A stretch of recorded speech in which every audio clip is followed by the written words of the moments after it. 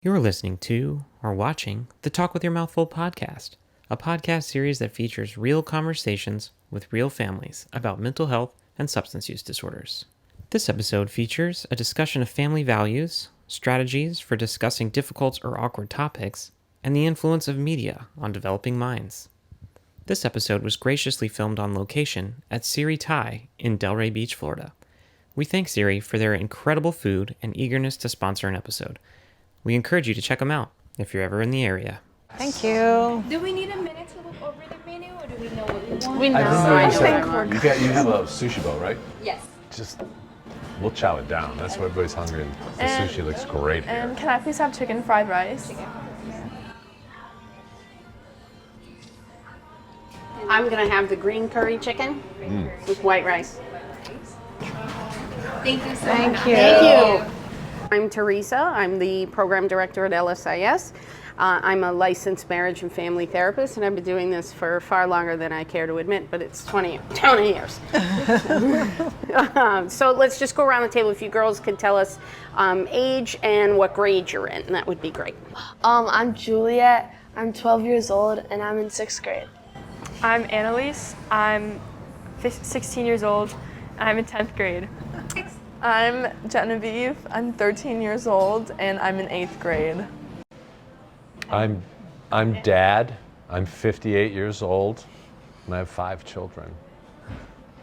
And I'm Natalie, and I'm a mom of these 3 beautiful girls. So we're really just going to have a fairly organic conversation. I am a guest at your dinner table, or you guys are a guest at mine. And I just want to have an open conversation of kind of what's it like raising kids in middle and high school, especially girls. I think there's something unique about having girls versus boys.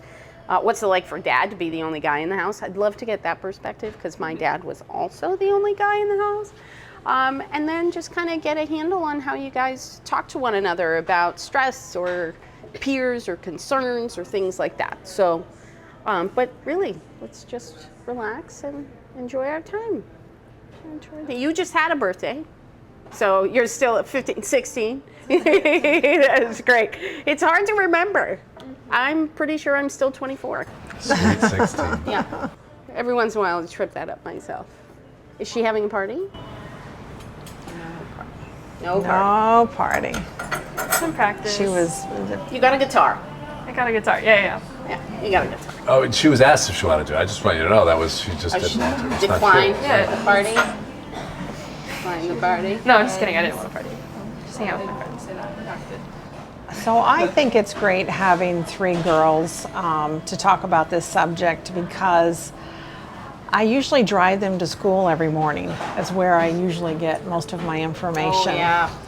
And that way we have really good one-on-one time. And I find that having girls makes it even easier because we like to chat about a bunch of different things. And during that time, they're more likely to tell me about what's going on with school, concerns they have, because their school has done a great job at educating them on these different subjects that we're going to talk about tonight. Excellent. And they are very well versed in the fact that if something doesn't sound right, or if they're just not sure, depending on how urgent it is, they will either go to a teacher right away, or they could go to a principal or their school counselor. And if it's something that they're not sure if it's that important and they think they can wait until after I pick them up from school and talk with me about it. Or if they forgot about it and they're getting ready to go to bed, they can tell me. That's another time I get a lot of information that they want to discuss. I've always recommended when I'm working with families, teenagers, certainly with moms and daughters, the time in the car is such an easy time to have the conversation because no one's actually looking at each other. Yeah. You know, there's this Yes. comfort in you're not looking at me and I'm not looking at you, and it feels natural to talk. And I think it's not an awkward silence when you're pulling up to a red light or something else is happening, and so there's pauses so that it's easier to talk to, especially to a parent. And I think for parents, I don't think as as kids, you guys realize exactly how nerve-wracking it can be for parents to figure out how to help or what to ask or what to tell, you know. But I think for parents, the one thing that's at my age I'm starting to realize is I haven't forgotten what it was like to be young. And I remember all my firsts, and I remember all my encounters. And when I'm talking to my girls, I remember how heavy certain things were. Yeah. And so sometimes the silence and just there's trust and there's love and we have faith in each other. And the truth is that if it's weighing on them and you don't push or anything like that, that's the space where it comes out. Yeah. And once they start feeling, and then they just blurt it out. And the best thing that I've noticed, because we've both, gone both ways, is, oh, thank you very much, is don't overreact. Because the truth is that you shut off that precious moment of, I'm about to reveal something that's weighing on me. What do you mean? And make you no can't sudden movements. because of just exactly what you said. We're adults. We're on a hair trigger. We love our kids. We're trying to protect them. It's an unkind world in certain ways. And then all of a sudden we hear something, and our worst nightmare comes to our mind. But that's not it. I just want to express it. Yeah. And life is what it is, and you have to deal with it. And they have to learn now in their firsts about the example of how you deal with stuff when it comes up. Yeah. Well, and I think high school is a transition time, as is middle school, but like this is where you're constantly assessing where's their judgment at.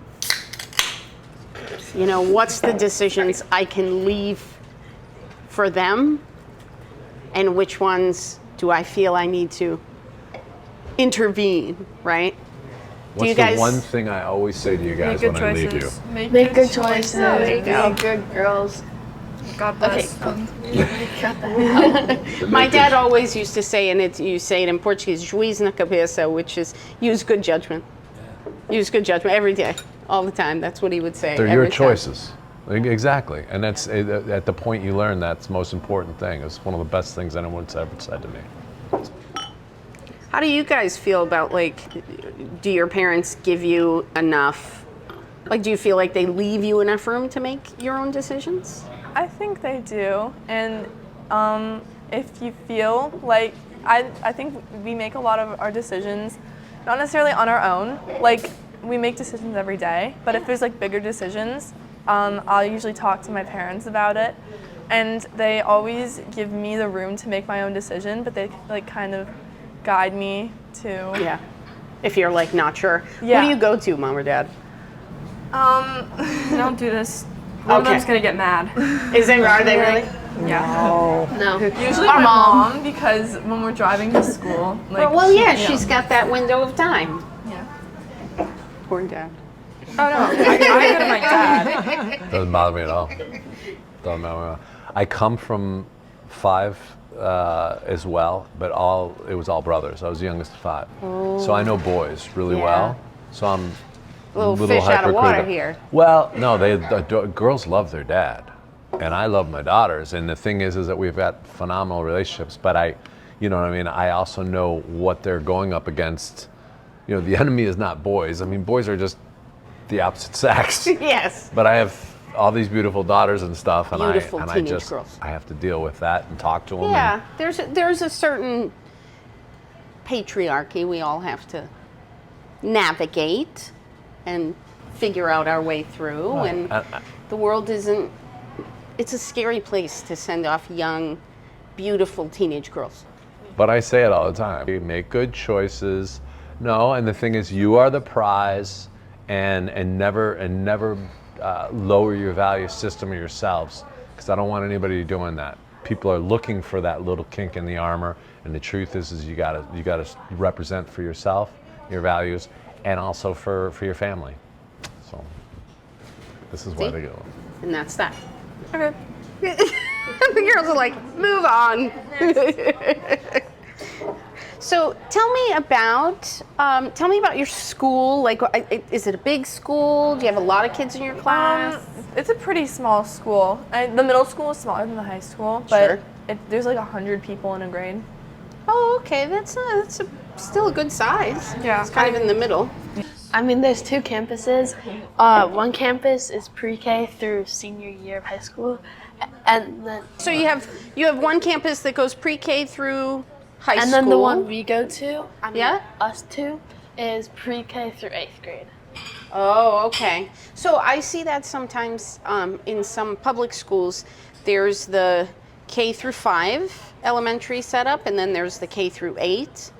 And what I've noticed is that in the K through 8 schools, those 6th, 7th, and 8th graders, I find to be maybe a little bit more naive than the ones that are just in the 6th, 7th, and 8th middle schools. I don't know if that's because of the size, because 6th, 7th, and 8th is a bigger school.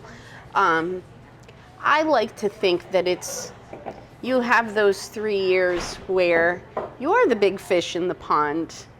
You know, even at 6th grade, you're the big fish, whereas in a 6th, 7th, and 8th, at the 6th grade, you're the guppy, you know, and there's the anxiety of that.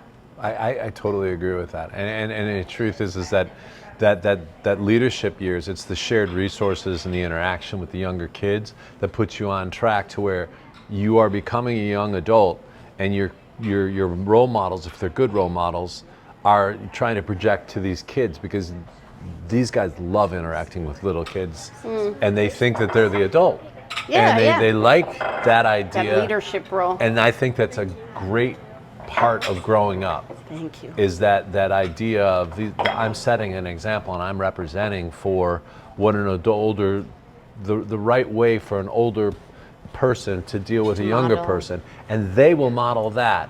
And if it's a good representation, then that person will have a good representation of what the right thing to do is when it's their turn. Yep. So Yep. I'm a big proponent of that. As a parent, you have to decide when to have which conversation, right? Like, when do you bring up? So she's in the 6th grade. So for us, and I'll explain to you girls a little bit about kind of what we do at LSIS.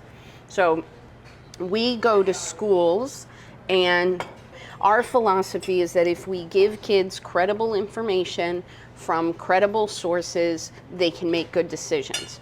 And the example with that is, vast majority of students, if you ask them about their attitudes towards cigarette smoking, they all have negative attitudes and very little curiosity and very little interest in trying it. And that's just because we put out so much education about how dangerous they were.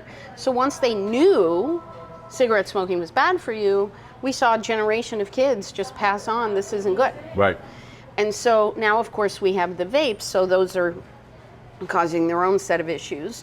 So at LSIS, what we do is we have specific programs where we go into schools and we teach kids about, one, how addiction develops and why a developing brain is at risk. And then we talk to you about the different substances to help you understand how it impacts your mind, your body, and your psychology. Right. And then we have prevention speakers who share their story. But for the 6th grade, so 4th and 5th grade, we teach about vaping, because that's the one that's most relevant. And then we hold off other topics for much later because it's not quite relevant. So how do you guys take the lead in asking the girls what they get exposed to, or do you guys come home like the first time you heard of vaping? Well, I think we've always kind of known, maybe not about vaping, but like from ads and stuff, like you always know about cigarettes and stuff because you like see people in public doing it. I don't think we've been exposed to it because like it's on social media and stuff, like there's always information about that. Yeah. But like we've never done that. So, but if we're exposed to anything like in our actual lives, I usually tell my mom about it, but that hasn't really happened that much. Not to tattle, just to be like, what just happened. Well, and that's the thing is, like, I think for kids there's a certain, it shifts, right? There's the tattling phase, and then it gets to, and you're probably the one who's experiencing it more, that the kids say it all the time, snitches get stitches. You know, like this whole, like, you're a horrible person if you expose this to an adult. There's like There's like a difference between snitching just to get someone in trouble and like Yeah. telling, Yes. snitching on someone Yep. to like Get them for help. their safety. Yeah. Well, we teach the little kids it's the telling versus tattling, right? You know, there's tattling when you just want to get someone in trouble, when you're bringing an adult into a problem that you could solve on your own, and then there's telling where this problem is way bigger than I can do on my own and someone's in trouble, right? That's when you tell. How do you guys determine when it's something you should tell your mom or dad? Well, personally, my friends, I've never had any.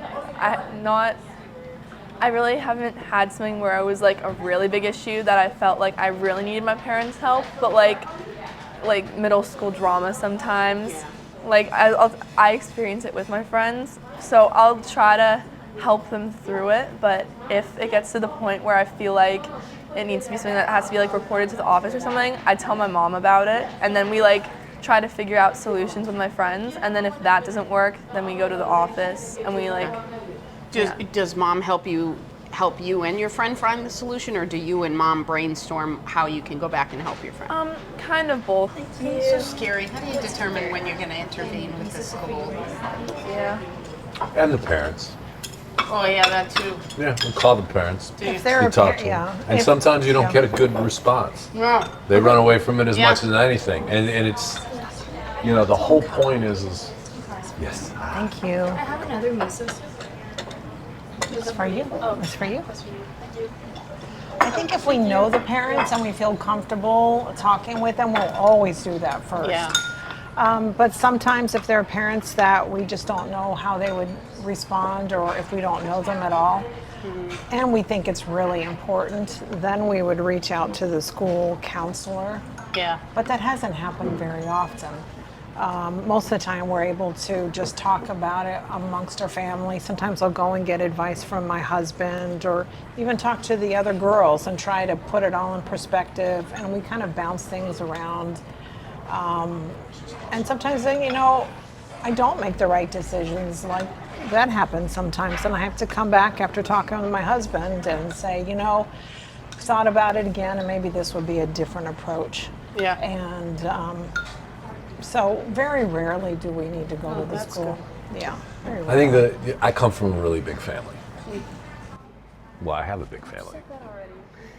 But I grew up from Irish. There's a lot of people that have big families. Yeah, because So I've been sometimes the see- extended family is Exactly. also very So close. I've seen a lot of things go over, and I see how it goes wrong.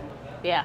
And so we disagree sometimes, not because this is really relevant, we need to jump in, but I'm like, no, our kids are our priority. I never saw Power Games as much as I see. It's very much a girl phenomenon in middle school. There's not enough money to make me go back to middle school. I'm just saying. Never. It's a tough time. It's a tough time. I think school counselors face that a lot too. Like when they have to call parents and they get that resistance. Yeah. Well, therapists certainly do, but I always worry about the poor school counselors. I think they're in a tough spot. Right.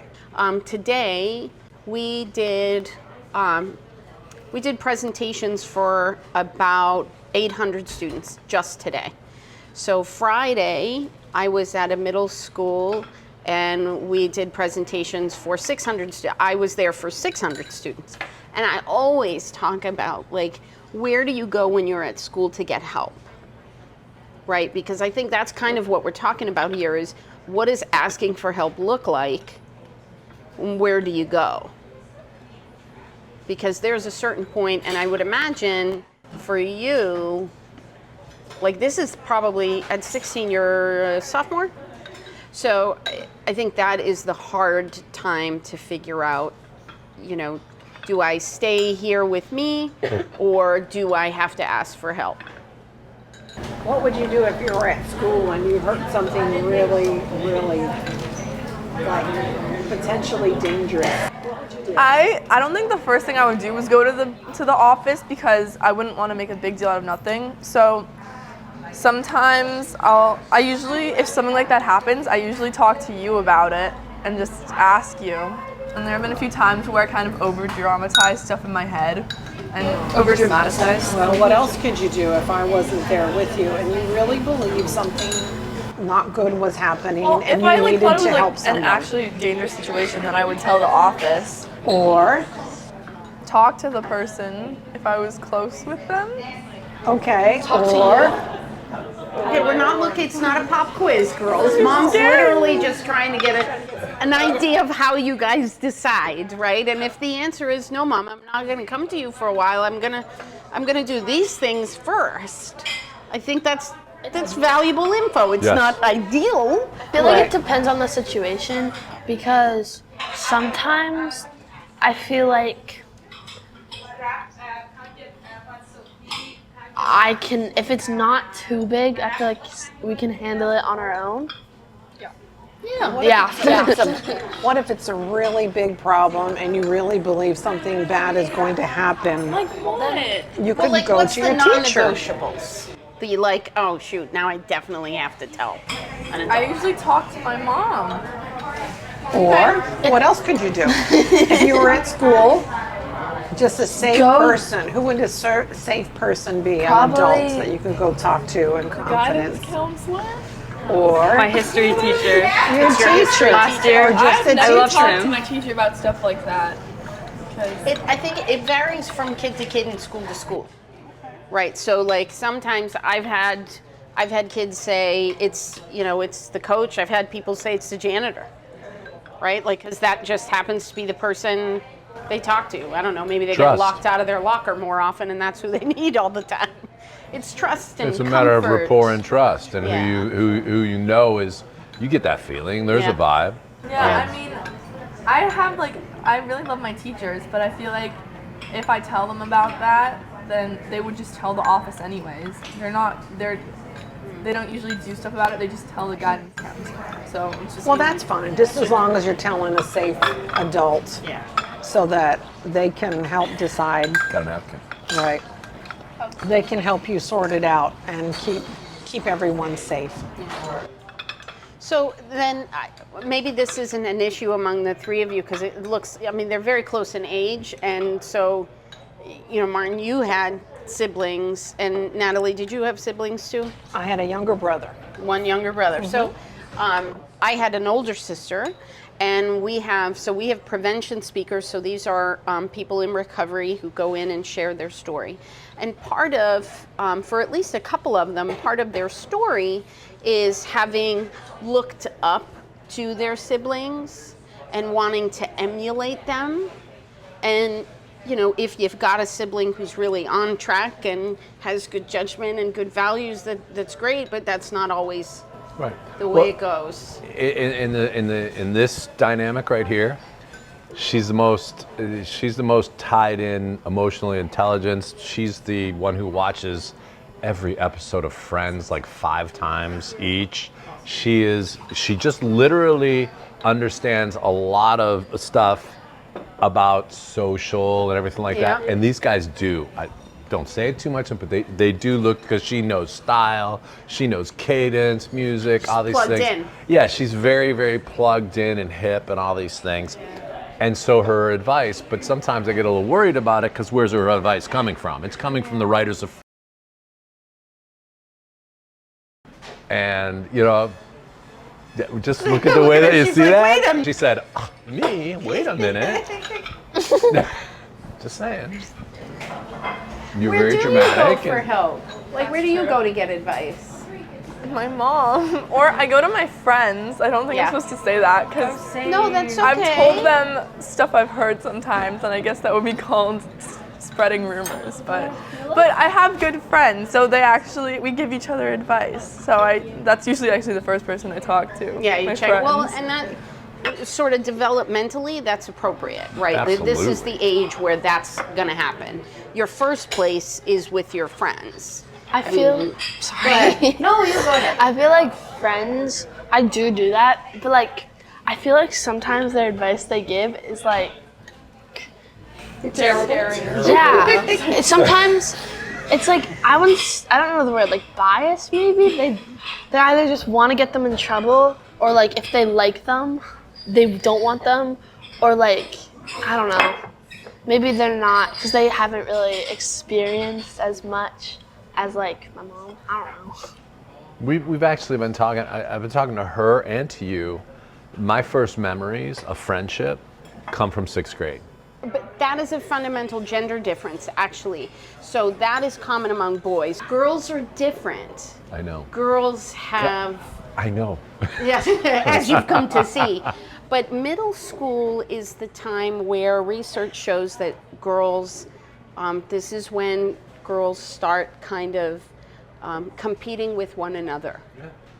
And competing over, you know, whether it's femininity or athletics. I mean, and then you get the drama, right? I was in a 5th grade class a few weeks ago, and like one little girl asked a question, and it was like, well, what happens if someone in the class just doesn't want to play with you and then no one does?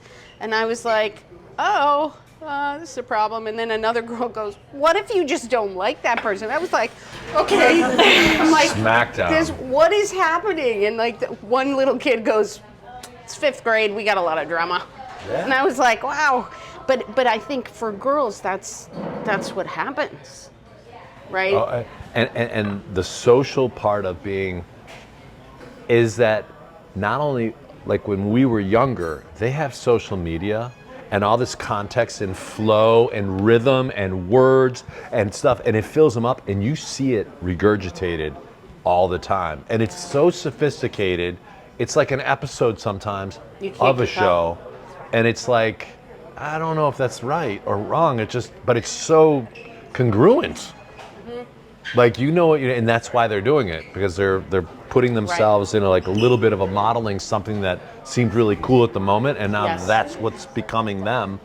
And I don't know if that's helpful or not, but I'm confronted with all the time. Well, I think part of it is like you've got social media influence. They don't over dramatize, but there is a certain amount of glorifying or saturating this notion of kids are getting high, or kids are doing this, or kids are partying, and how do you as parents kind of monitor all of that? I mean, half the time people are like, have you seen this show yet? I'm like, no, I'm still repeating.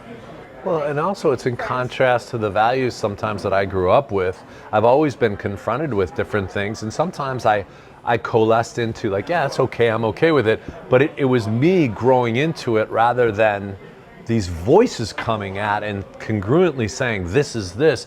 And I'm just like, I'm appalled by some of the things I see young kids being exposed to.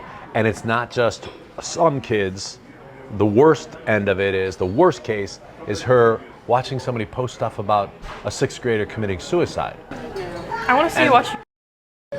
And you brought it up. Excellent. Because I totally wanted to bring it up, but I didn't know where we're at. So, have you seen it? Yes. I think we should go around the table and name our favorite characters. Oh, fantastic. Fantastic. So, did you guys watch with them? Oh, never no. I'm just kidding. Okay. We've never watched it. I haven't. She's the only one that has. No, I don't even haven't know watched what it is. It's a show. It's about this girl named Rue, and it's her life in high school.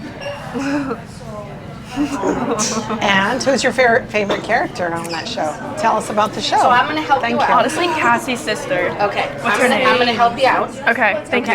Yes. Thank you. I got you. Thank you. I'm going to help you out. So this is a show that came out, and in fairness to her, the way that it was marketed, it was really unclear if this was for adults only or if it was for high schoolers, because the whole show is about high schoolers. So it seems a little odd that we're making a show about teens and not expecting that teens would want to watch. However, they're doing a lot of drugs in this high school. A lot. They're doing an obscene amount of drugs in this high school. Wow. So it's a great opportunity to actually have the conversation. And I can send you some resources too to help you with that, so that you can kind of go through that. But and I will say, as far as a storyline goes, it's a captivating story. It is about a high school student who has become addicted to drugs following her father's death. So she is struggling emotionally. Her dad is sick. The family's all trying to figure things out. And she ends up getting addicted to drugs. And it escalates pretty significantly. But she's surrounded by the world's most dysfunctional friends whose priorities are completely out of whack. So it is actually not for you. It is an opportunity, if you guys watch it together, to talk about Together? Okay, well, I'm just kidding. But like, maybe not the last episode, because that's not Wait, what I you don't should remember. watch with your parent. The play. So don't watch that with them. I watched that. You guys watch it on your own first. Then and we then really you want to can watch it.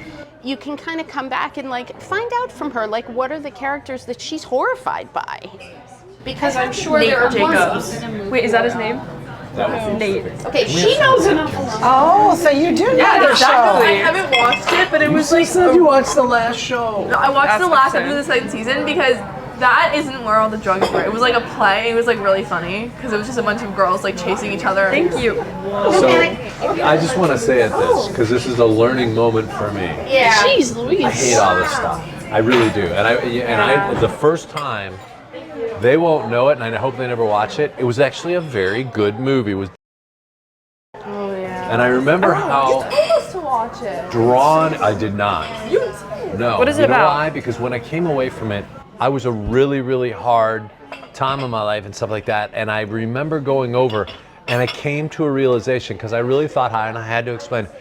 It was really just a romanticization of suicide, and the idea that there was something noble about a kid because he couldn't be in a frickin' play, and he wanted to show his parents, and I'll show them by committing suicide, and it's a noble act.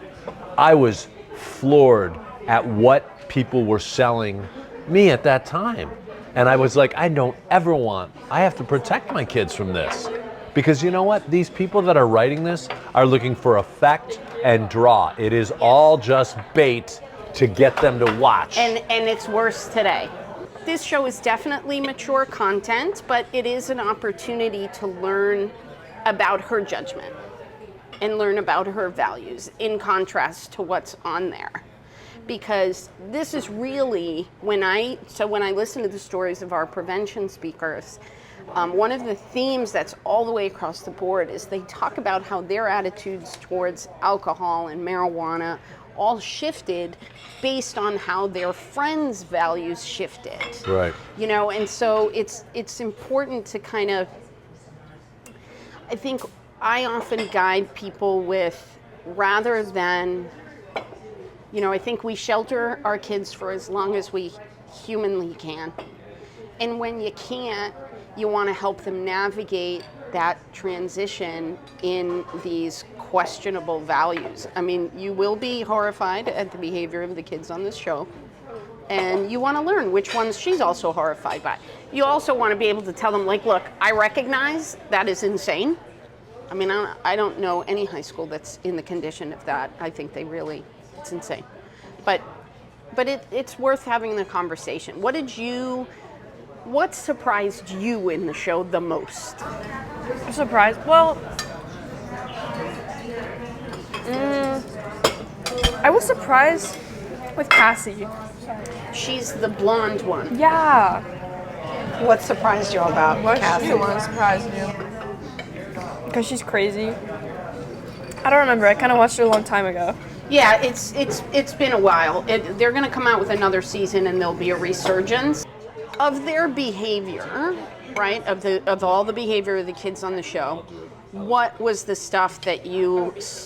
Yeah, I mean, like, what was this? Like, I watched it and was like, I never had any of these kinds of kids in my high school. And when you watched it, what was the stuff that you were like surprised by?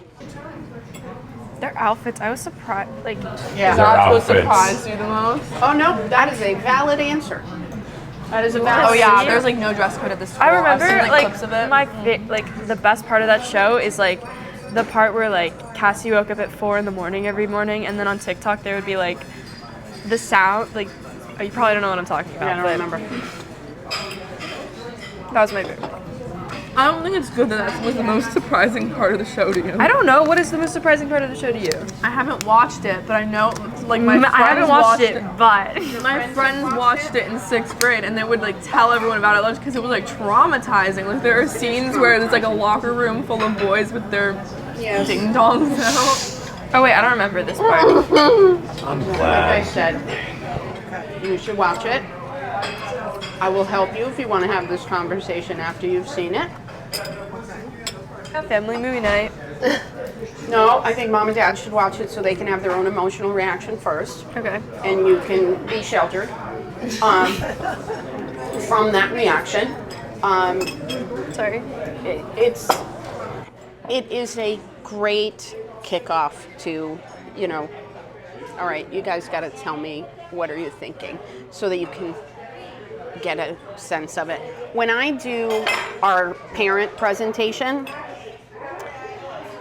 our parent presentation is all about helping families figure out what are the signs for when I should have which conversation. And so this show, the fact that she's certainly seen it, is there you go. There's an indicator. Okay, so now we have to have a deeper conversation because it does introduce more than just alcohol and marijuana. Now we're talking about much more dangerous substances. So kind of opening up that to. And this is why I don't even want to watch it. You know, I know. These guys have known this. I go to Fort Lauderdale where I grew up, and it is just a drug hole now of just aimless, endless fentanyl addiction and two It's kids. not only. It's not only there. There's No, I a lot know, of places. but I'm It's saying everywhere. this But is when you where go I- back to your neighborhood, I've sure. had to call the police twice with foam coming out of mouth with a perfectly fine 21-year-old kid, or maybe he's 18, who's dead in front of me. Everybody's screaming. You got all these homeless people around him, and the thing, he's got tattoos on his neck and stuff. And I'm like, how did this happen? How did this happen? When was 'Cause that?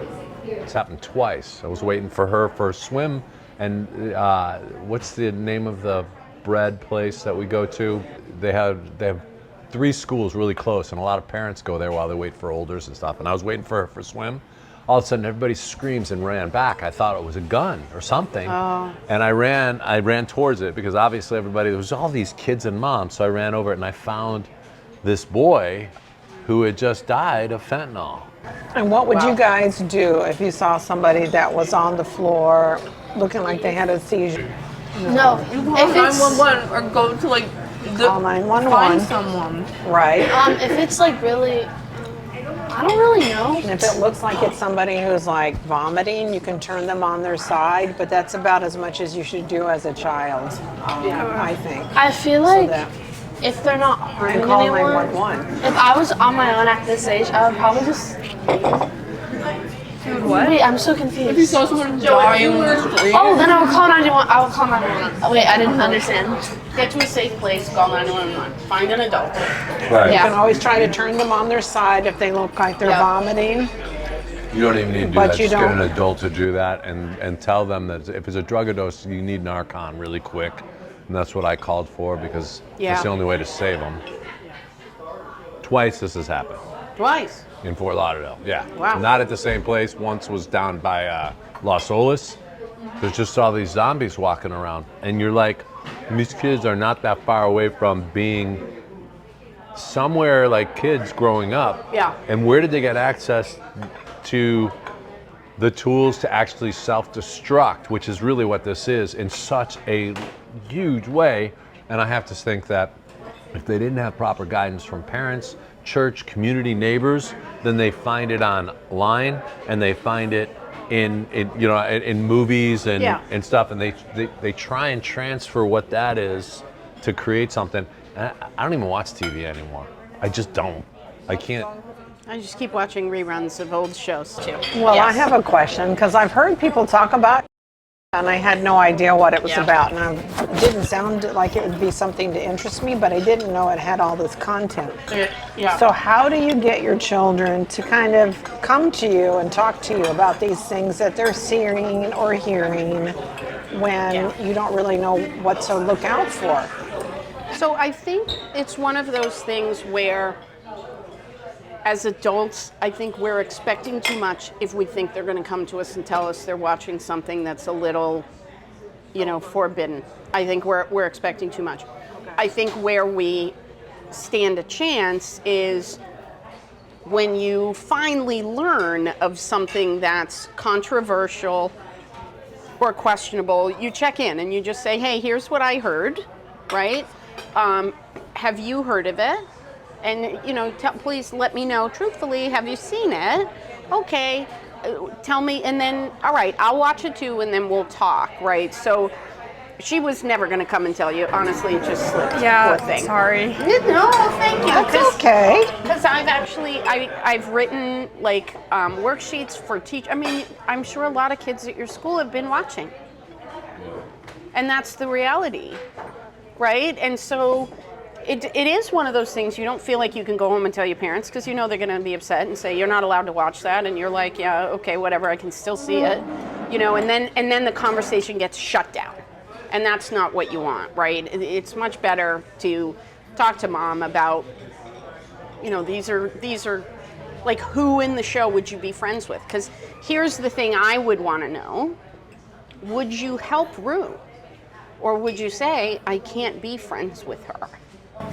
Don't look at me like that. We kind of. It's a question. Well, There's no right or wrong this. answer. So one of my other friends, recently, she was going through stuff, and I was like, well, I should invite her, and we should hang out just to so she has a safe place, and I can be there for her. Rue or your friend? No, my friend. Okay. And my mom was like, that's such a good idea. We should do that. Blah blah blah. And then my dad was like, No. He was like, no, you don't want to collect broken people. Honestly, sorry, Dad. I would help her. So that's great. You can say that. Completely different thing. I don't know this person. I don't know what the drama's coming from. I don't want people at my door. This is my family, and you are my responsibility. And I said the same thing with, you wanted to go to a girl who seems wonderful and stuff, but I don't know her parents. I don't know anything, and you can't go to LA with her until we feel real comfortable. That's the way that I go with your mom. We have enough here. We can't take more in until we know more about it. And I don't want, this empathy and this goodness can lead us down.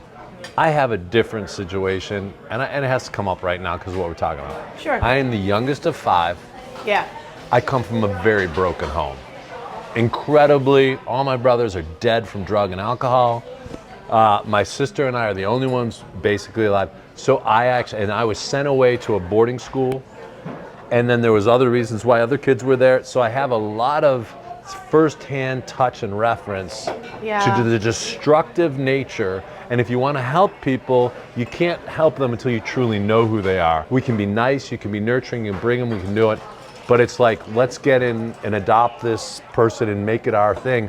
I can't see it until I see it.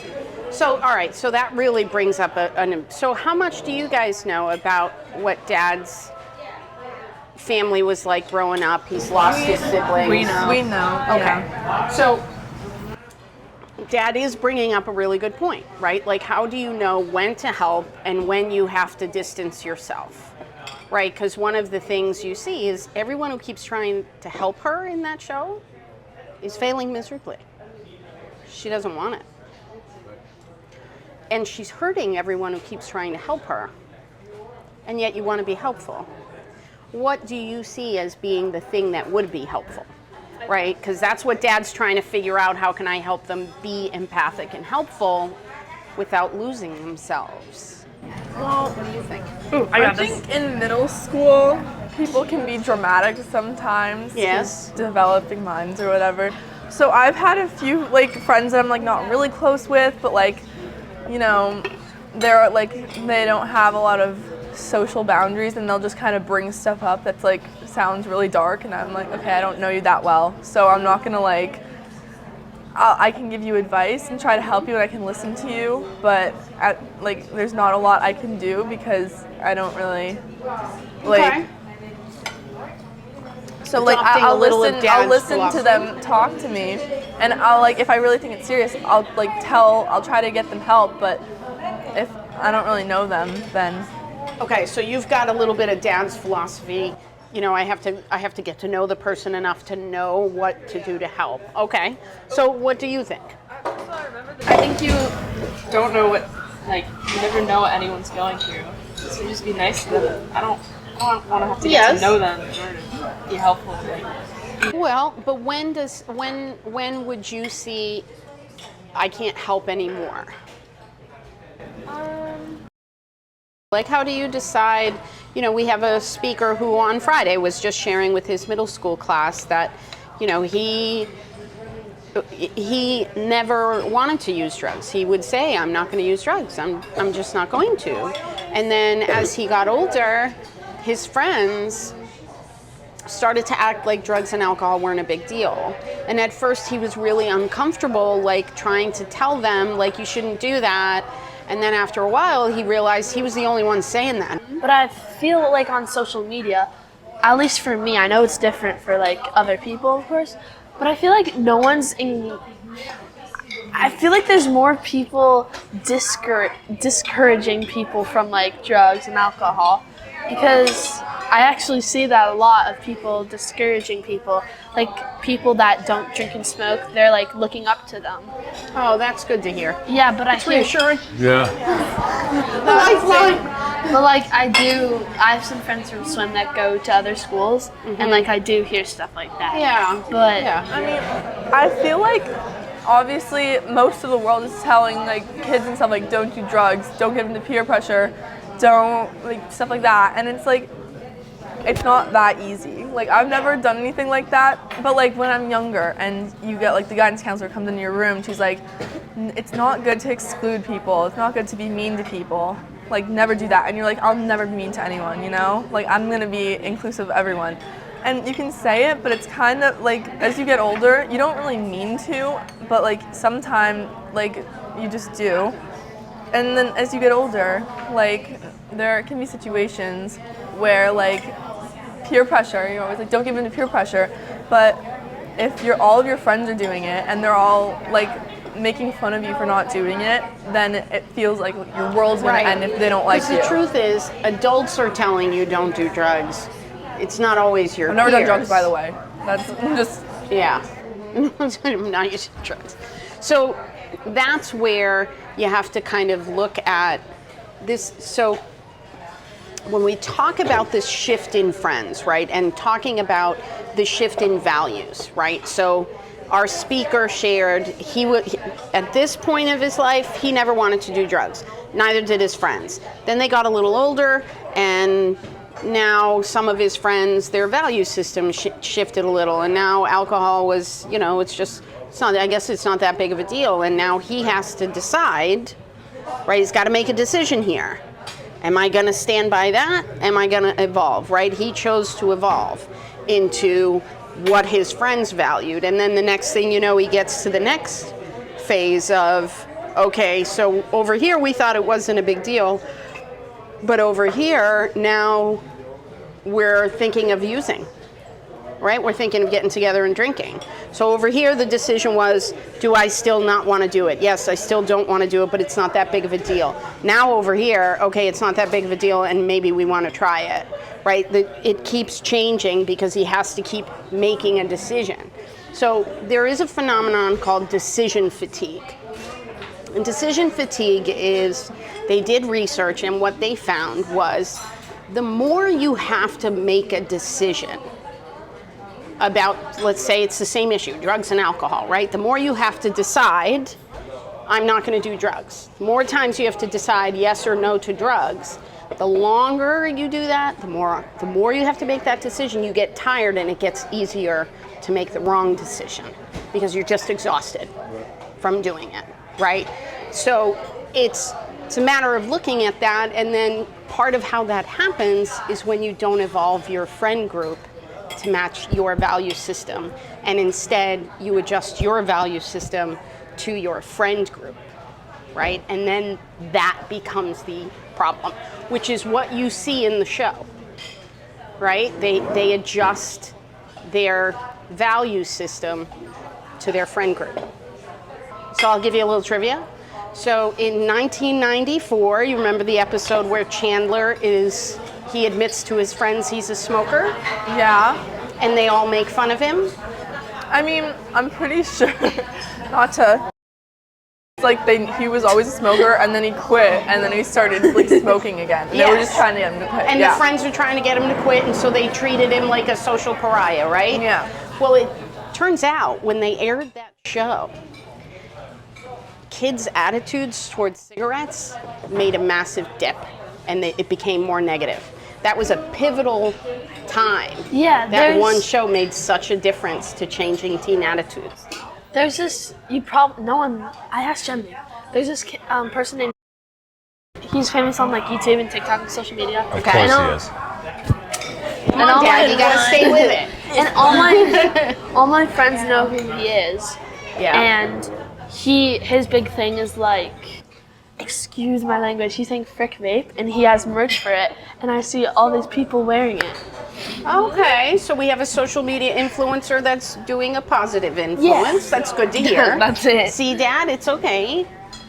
I don't think there's enough education about what vaping does to the lungs, and I don't think people really understand. Once we were having a seminar in like Yeah. middle school. It was with the security guards, and they were like talking about vaping and stuff. And I just remember this. Some kid goes, "So, is like breathing in essential oils from a diffuser the same thing as vaping?"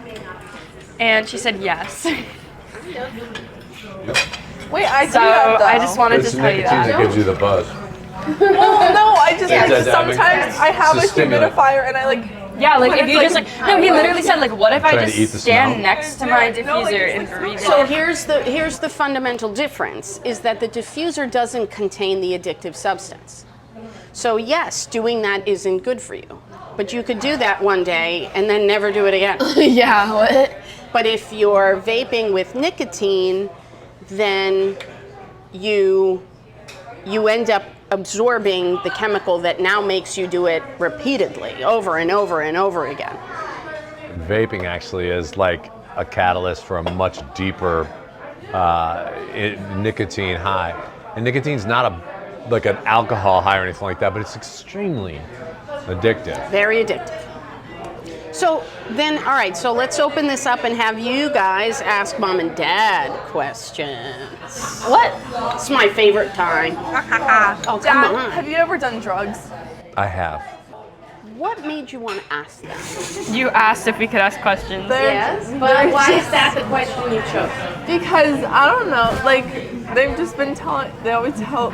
Yeah, tell they're you not always to like, do you drugs." don't do drugs, but what about you? Like, So you want to get, but what does learning about, like Dad gave you the yes/no answer, right? But there's more to learn there, right? So what would be the next thing? You asked, you got a yes or no, and you know I'm a therapist. That's never enough of an answer for me. So what's the next thing to I have a find good out one. from Dad? Did it involve peer pressure? Good. Thank you. thank you. Yeah. How old are you? No. And the reason why is it was peer pressure in a way that I never said succumb to peer pressure. I was a jock. I went to a boarding school and I never did drugs. But when I was in Amsterdam, I was like, all right, I'm gonna try it. But the truth is that I got so paranoid, and I want you guys to know that it's very personal, and you are my genes, and that's why I don't drink, and I don't want you guys to go it, because it alters your state in a way that's completely uncomfortable. And there's no reason. You've got the genetics to be high-spirited, good thinking, and focused and stuff like that.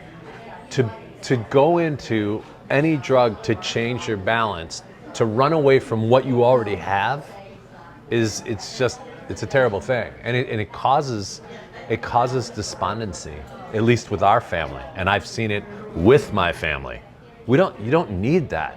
And the crazy thing is, we haven't spoken here, is that even more so than when we were children, when I was growing up, the power of victimhood and accumulating your victim stripes is absurd, and you don't need any. You got to be above that, and you got to think through that.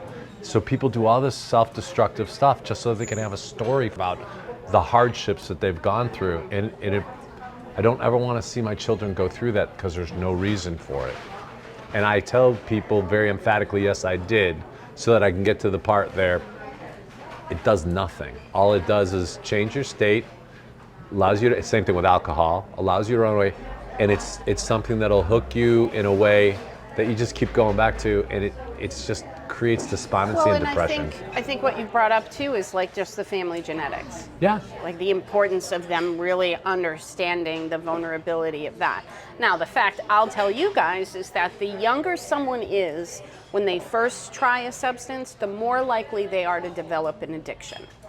And your brain is, and that's just because your brain is still developing until you're 25 years old. So after 25, you're less susceptible. But after 25, you know what else isn't quite so influential? Your friends. Yeah, peer pressure. Yep. You have to get through this, right? You got to get through that phase. Or maybe never do it. That's an idea, but you still got to figure out how am I going to navigate peer pressure. Or you could just like not go to parties and just like be like me and not go like have life. Because no one invites her to anything. So says the girl doesn't even drive true. yet, right? Oh, it's right around the corner. Yes, it is. No, I should be, but I waited to get my permit. Yeah, you should have been driving. I don't think you have to choose not going to parties. I think you kind of have to choose What's the point of going to never mind. If you're not doing drugs and alcohol. I think you have Nothing. to choose who you're No, that's what going you just were with. saying. Yes. You have to You choose. know, Mom's right. I mean, she's right. You could throw the baby out with the bathwater and never go. Or you have to learn the boundary setting that's involved. I mean, your friends really should be perfectly fine if you say that's enough for me. But at the same time, if her value is I don't want to be around people who are behaving that way, that's good too. Right. Yep. But the way that I always try and approach it is, you be the leader. You set the example. People are watching you in a room representing and saying, how should I act? Because they're confident, you've got some charisma, and you seem like you've got things going. You might not think so. Other people are. There's always people in the room that like you and think highly of you. And the way that you act is the way that they are going to say, I'll try that. Because that's leadership as well.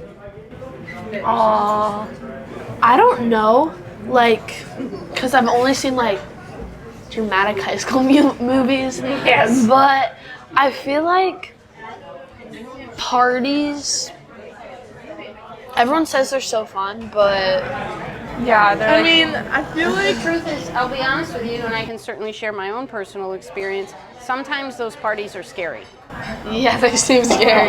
You know, like if you're not engaging in any of that, it feels really overwhelming and a little scary. Like somebody might get hurt, and I'm going to be stuck here. My parents are probably going to get mad at me if they find out that's been happening. Right? There's like it feels very chaotic and volatile. I feel like you only go there so you can like be cool. you're gonna Not, be I in don't know. bat mitzvah No, season you're next right. year. bum mitzvah season. I don't know. Like you, The I would. circuit. I would. There are a lot of them at our school, but Yeah. you go to them and you would see all of these people like in Thank you. like all these popular people in your grade having a lot of fun and like whatever. Those And wild you bat just- mitzvahs. I know, crazy days. Stuff in my goes down, you know? The research, so one thing to know, right, and this is a tip for all of you that I share with the kids all the time. The research says if you're in a group and everyone is up to something and one person doesn't want to go along with the group. So you're in a group, everyone's deciding they're going to drink alcohol, you're the only one who doesn't want to drink. It's only going to take one other person in the group to say you don't have to if you don't want to. You don't need the whole group to agree to feel okay saying no thanks. You literally only need one person. So if you're in a position where you're seeing and experiencing your own peer pressure, look around and find the one other person who also looks a little unsure and be the one who says, well, we don't have to. And they will breathe a sigh of relief and say, oh, okay, good. Neither one of us is going to do it, right? So And so I think that's sort of the piece that, you know, I would like to make sure that the three of you leave with, is that no matter what's happening with your peer groups, you should always do what feels right and safe and comfortable for you. Don't change your core goals. Oh, we got the desserts. Thank you. Exciting. You know, you're figuring out, what is my value system? Where are the other people who have it? And the problem is, in high school, everyone's value system keeps changing. Day to day and week to week. Someone you're friends with at the beginning of the school year, by the end of the school year, you've discovered, oh my God, they're totally into that. Not my thing. And now that's changed. So, you know, that's normal. Normal. You know, you keep trying out different friends and just stick with the ones that have the same value system that you do. And as your value systems change, these are the people you check in with, hopefully. And if not, let them know who are the people you do check in with. It might be your friends, and find out which friend. It might be an aunt, an uncle. Maybe it's Aunt Pat. You know, she's pretty cool. People grow at different rates. And the other thing is sometimes people that you see are being self-destructive, it's those learning lessons, or do something that irritates you, that can, the consequences of that can change. And they will come back to you and say, you know, I like you, and I'm different now, and you were right and I was wrong. That's exactly what can sometimes happen. And how a friend important. that mattered to you goes off and tries something different, but you didn't change, you stayed with your value system, they will always know they can come back to you. So I want to thank all of you for coming and being so open, and I had a great dinner, and I hope you guys did too. For everyone who's watching, I think what I noticed, and to give you guys an impression too, obviously you've got a very open family who's open to different conversations. I think what we learned tonight is it's really good to have conversations about value systems, goals, and visions for the future. Because as children develop, your parents' goals and visions for you will end up creating your own, but parents want to be able to continue to have that influence over that. So I think this was a great way to model how do we check in. I think we had a great conversation about how media influences kids' attitudes and value system. And while we do want to shelter kids sometimes from things, that's our instinct as adults, we also want to use them as an opportunity to process value systems and use them as a chance to check in and find out, so that you get a glimpse of the decision making. And I think we had an opportunity to look at, how do you navigate the tough questions kids ask? And how do you decide what you're willing to share and what you're not? Because in truth, not everyone has a past that they can expose to their kids. And sometimes there's fear and anxiety, and kids' questions can be hard. So I think we modeled a way to kind of pause and have the discussion at a later time. I mean, this was a videotaped family discussion, so there's some parts that we'll follow up privately. So you should remember to do that in your own kitchen table. Sometimes there are things where the conversation can be picked up on the ride to school, which we identified at the beginning was a great opportunity. So thanks everyone for being here. Thank all of you. Thank you. It was great. I had a great time. Thank you very much. Thank you. Thank you. Bye-bye. Hi, I'm Dr. Suzanne Spencer. I'm the executive producer of the Talk with Your Mouthful podcast. And I'm Teresa Barros. I'm a licensed marriage and family therapist, and I am the star, or at least sitting at the table. I suppose I'm not the star. You're definitely one of the stars. This time we had a mom and a dad and a family of 3 girls in middle through high school. Yes, a scary time That's for a everybody.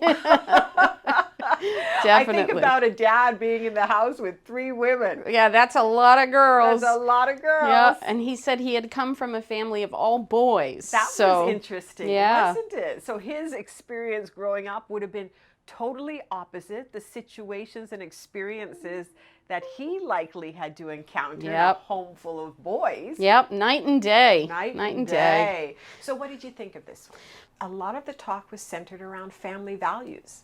Yes. That was so powerful to hear, right? That firm, consistent, fair parenting that we often talk about. That's sort of the foundation of families and their attitudes around not only discussing substances with their kids, but what they will and won't sort of accept, right? As a rite of passage. So I thought that was powerful. What I loved most is watching the three girls really supporting each other. I loved talking about the social media and just media influence. As close as this family clearly was, we still cannot assume that our children are telling us everything. It's unreasonable to expect that your preteen or teen is going to come to you when they're doing something they shouldn't be. You should demonstrate that you do expect them to, but you need to prepare yourself for they won't.